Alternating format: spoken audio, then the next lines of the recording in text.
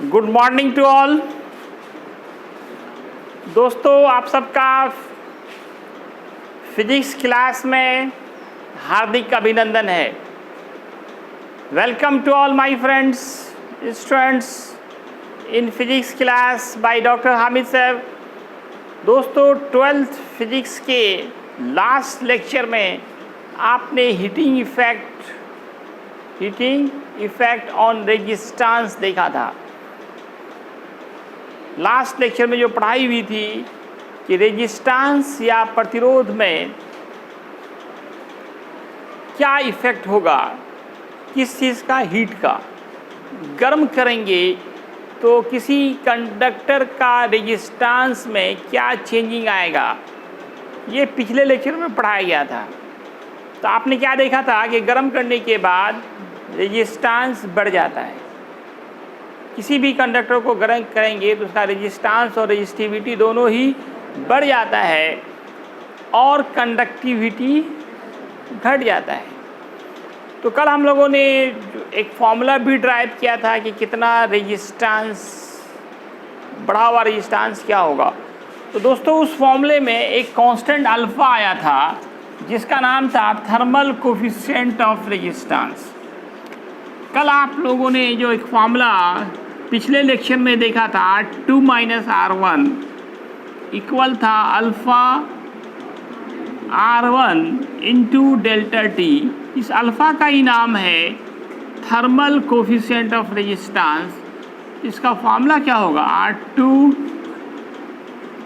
By R1 into delta T. अब दोस्तों, अगर इस फॉर्मूले में डेल्टा टी को हम लोग 1 मान लें तो क्या बचेगा, अल्फ़ा बराबर होगा R2 - R1 बाई R1। ये आ गया आपका 1 इंटू 1, तो बचा तो यही ना, R2 - R1 बाई R1। तो ये देख सकते हैं आप कि इस फॉर्मूले में ऊपर है increment in resistance, change in resistance, और नीचे R1 क्या था, ओरिजिनल रेजिस्टेंस। इसमें हम लोगों ने क्या माना था कि कोई एक वायर है जिसका शुरू में प्रतिरोध रेजिस्टेंस R1 है, उसके बाद उसको डेल्टा टी टेम्परेचर डिफरेंस से गर्म किया तो रेजिस्टेंस बढ़कर R2 हो गया था।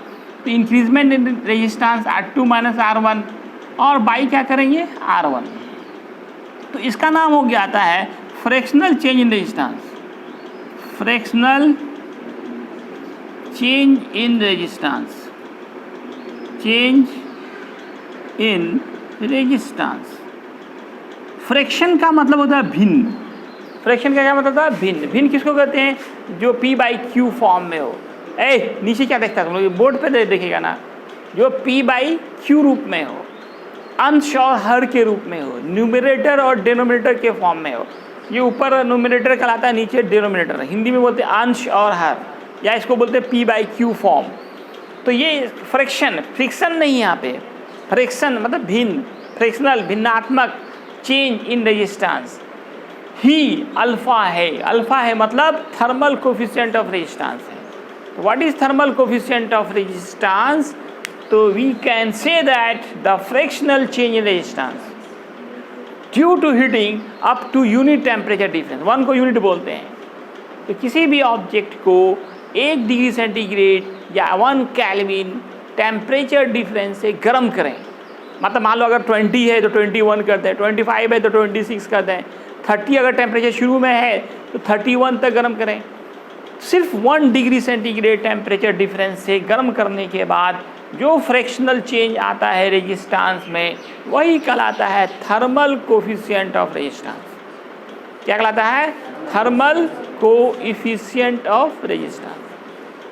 तो क्या डिफिनेशन होगा, the fractional change in resistance due to heating up to unit temperature difference. ये इसका डिफिनेशन होगा। तो दोस्तों, डिफिनेशन निकालना सिखाया गया। एग्जामिनेशन में ये नहीं लिखना, आपको सिर्फ डिफिनेशन लिखना है। डिफिनेशन क्या होगा, the fractional change in resistance due to heating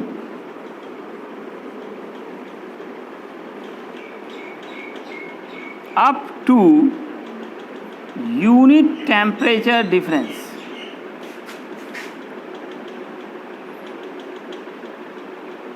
Temperature difference.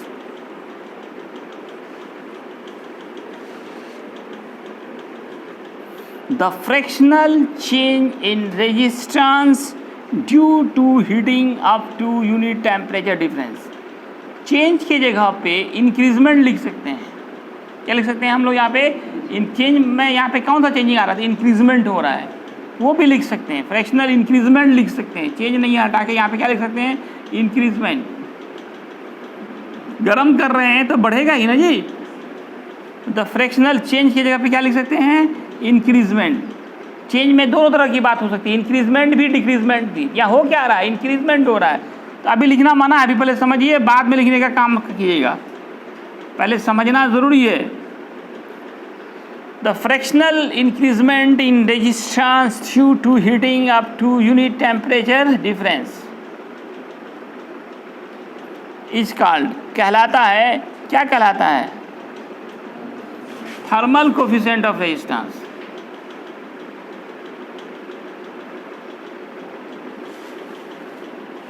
Thermal coefficient of resistance. इसको डिनोट करेंगे अल्फा से. It is denoted by alpha. It is का मतलब ये thermal coefficient of resistance is denoted by alpha. तो दोस्तों alpha का formula आपने देखा R2 minus R1 by R1 into delta T. अब आप इसका SI यूनिट बताएं. SI unit of thermal, shortcut में लिख रहे हैं T से, थर्मल कोएफिशिएंट ऑफ रेजिस्टेंस. इस फॉर्मूले से ही यूनिट निकलता है दोस्तों. ऊपर देखिए रेजिस्टेंस है, चेंज इन रेजिस्टेंस. घटाने से यूनिट नहीं बदलता है. घटाने जैसे देखो 5 ओम माइनस 2 ओम तो 3 ओम ही ना लिखेंगे, यूनिट तो वही रहा, इसलिए ऊपर में यूनिट क्या रहेगा? ओम. फिर रेजिस्टेंस है इसका ओम. टेम्परेचर, यहाँ टाइम नहीं है, कुछ लोग यहाँ पे यही गलती करते हैं, टाइम समझ लेते हैं. Delta T is temperature difference, और टेम्परेचर का SI unit you know that it is kelvin, तो के लिखते हैं. अब ये ओम ओम कैंसिल हो गया तो के इनवर्स. के से क्या हुआ दोस्तों? कैल्विन. Kelvin inverse. अब इसका डायमेंशन निकालना है आपको. Dimension of thermal coefficient of resistance.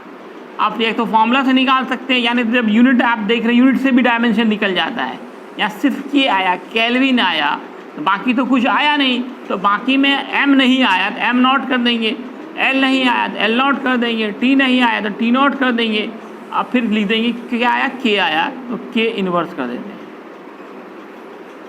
तो दोस्तों हीटिंग इफेक्ट ऑफ रेजिस्टेंस में हम लोगों ने 3 फॉर्मूले, इम्पॉर्टेंट फॉर्मूले देखा है. एक तो पहला फॉर्मूला R2 माइनस R1 बराबर अल्फ़ा R1 डेल्टा टी. और फिर कल हम लोगों ने एक इंक्रीज्ड फॉर्मूला, इंक्रीज्ड रेजिस्टेंस, बढ़ा हुआ प्रतिरोध का फॉर्मूला निकाला था R1 into 1 plus alpha into delta T. और फिर अल्फ़ा का फॉर्मूला निकाला था R2 माइनस. इस तीनों पे बेस्ड न्यूमेरिकल्स जो होते हैं वो बहुत ही इम्पॉर्टेंट होते हैं. NCERT में भी लगातार आपका 3-4 न्यूमेरिकल्स इन्हीं तीनों फॉर्मूले पे दिया गया है. तो चलिए हम लोग कुछ न्यूमेरिकल्स देखेंगे. इसके बाद इतना लिख लें, फिर न्यूमेरिकल्स करेंगे.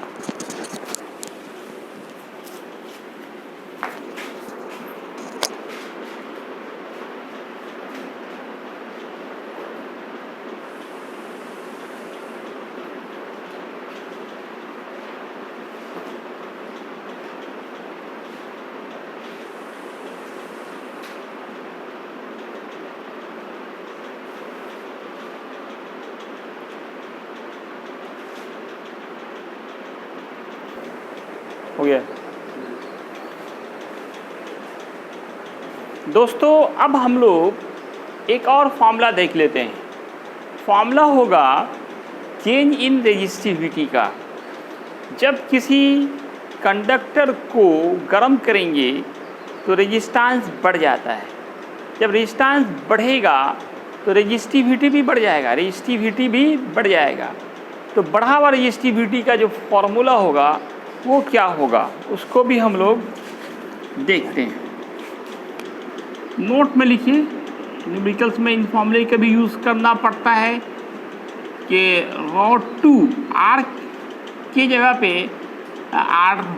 पे रॉ लिख डालना है, R1 की जगह पे ρ1 कर देना, R2 की जगह पे ρ2, तो ρ2 माइनस ρ1 अल्फ़ा ρ1 डेल्टा टी हो जाएगा।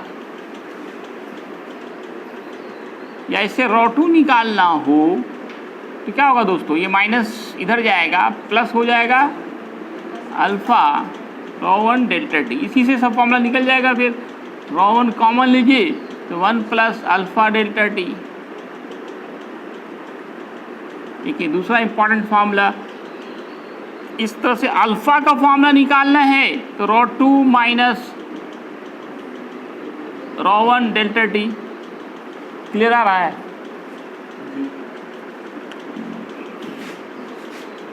अब कुछ इंपॉर्टेंट न्यूमेरिकल्स देखा जाए। क्वेश्चन है, if the resistance of A conductor becomes 117 ohm from 100 ohm after heating from 20 degree centigrade to 120 degree centigrade temperature, from 20 degree centigrade to 120 degree centigrade, then calculate,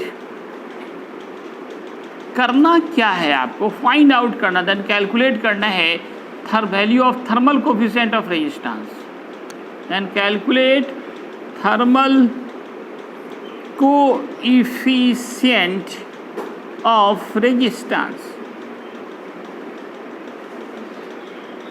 ये मैंने आपको एनसीईआरटी न्यूमेरिकल ही दिया है, थोड़ा सा डाटा अलग हो सकता है लेकिन वही न्यूमेरिकल है। इस क्वेश्चन में देखिए कह क्या रहा है कि resistance of conductors becomes 117 ohm from 100 ohm. मतलब क्या, पहले 100 था, ये नहीं कि हम लोग इसी को पहले ये लिखा हुआ था R1 हो गया, ये R2 हो गया।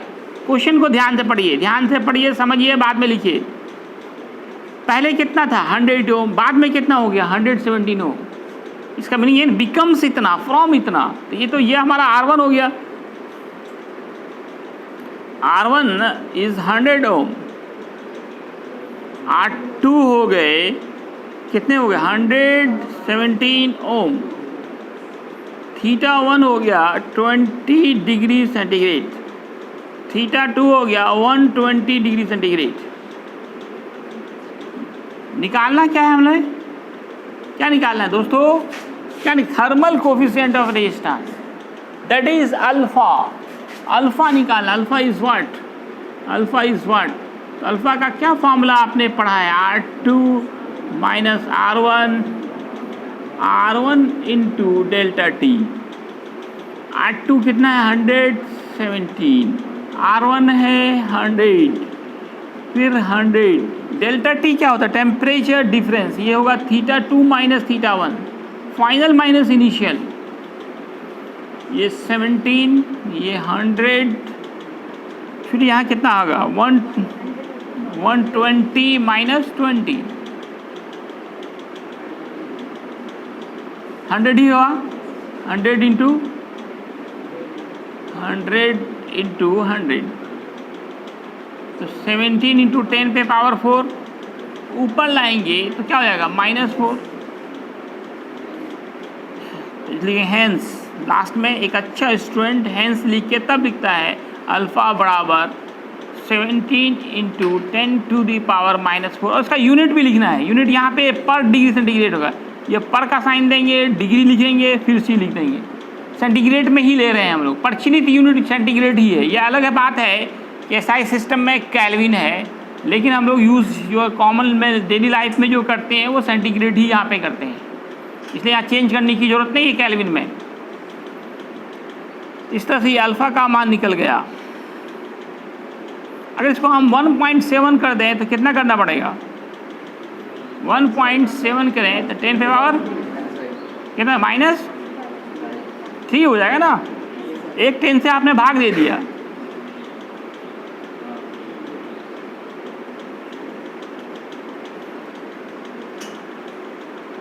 नेक्स्ट न्यूमेरिकल देखें, कैलकुलेट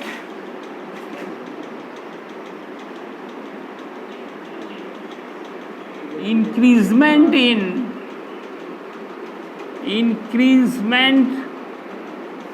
इन रेजिस्टेंस। नहीं आ रहा है, थोड़ा नीचे लिखे, इधर भी नहीं आया होगा, बोला कहीं ने पहले काल बैठाए थे। Calculate increment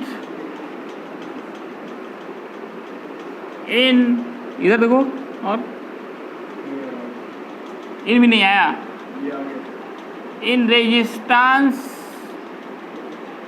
of a wire of resistance 100 ohm due to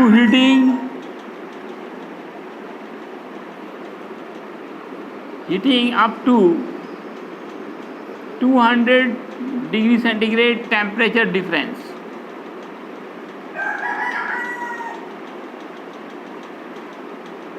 alpha का मान आपको ब्रैकेट में दे देगा, जैसे 2 इंटू 10⁻⁻5 पर डिग्री सेंटीग्रेड दिया गया। इंक्रीजमेंट इन रेजिस्टेंस निकालना है।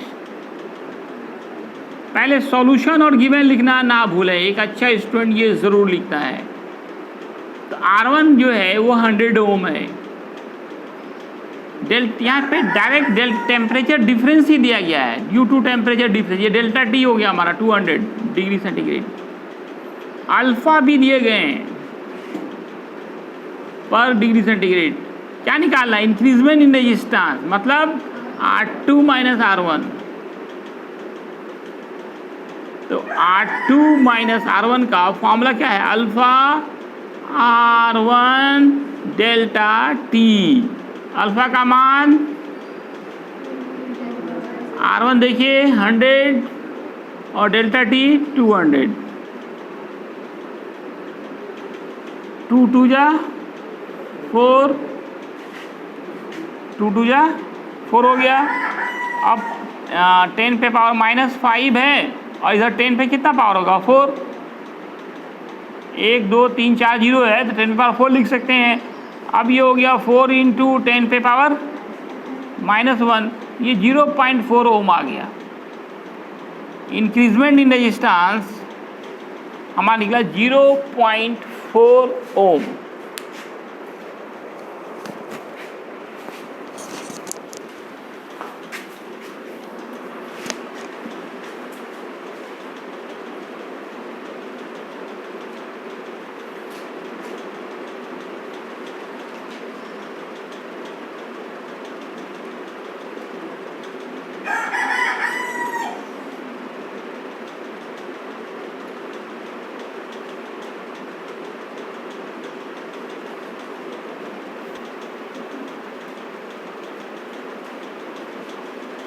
दोस्तों अब एक क्वेश्चन आपको होमवर्क दिया जा रहा है।